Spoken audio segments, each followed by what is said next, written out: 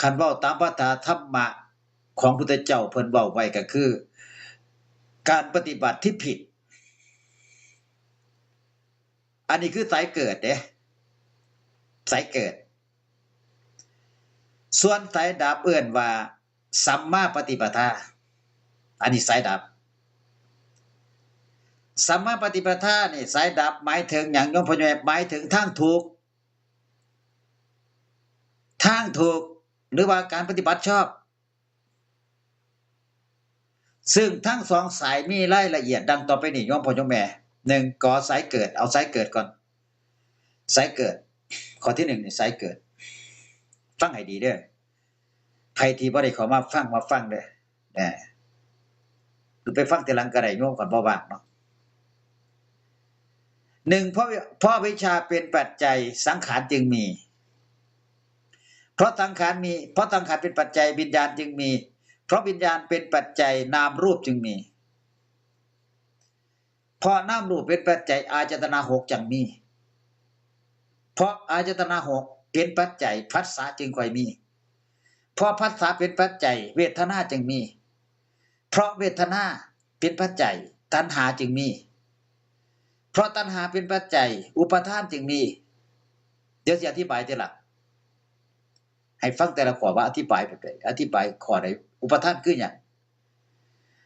เพราะอุปาทานเป็นปัจจัยภพจึงมีเพราะภพเป็นปัจจัยชาติก็คือความเกิดจังค่อยมีภพเป็นปัจจัยเด้มันเป็นปัจจัยปรุงแต่งขึ้นมาจังค่อยเป็นภพเป็นชาติขึ้นมาจากภพเป็นปัจจัยมันจังค่อยเป็นศาสตร์ก็คือความเกิดจังค่อยเกิดขึ้นมีเพราะชาติเป็นปัจจัยชรามรณะจึงมีความแก่ความชราความตายจังค่อยเกิดขึ้นมีความโศกความคำควรทุกข์โทมนัสความขับแค้นจิตขับชั่นใจเกิดขึ้นพร้อมกับความทุกข์ดังที่พระพุทธเจ้าได้ตรัสไว้ว่าโสกปริเทวทุกข์โทมนัสและอุปายัสสะความเกิดขึ้นแห่งกองทุกข์ทั้งมวลนี้ย่อมมีด้วยประการอย่างสี่ด้วยประการอย่างนี้เรียกว่าปฏิจจสมุปบาทโยมอันนี้คือสายที่1ที่อาตมาพูดให้ฟังเมื่อกี้คือสายที่1คือสายเกิด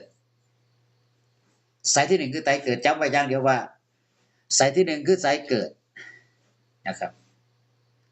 สายที่2คือสายดับนะครับ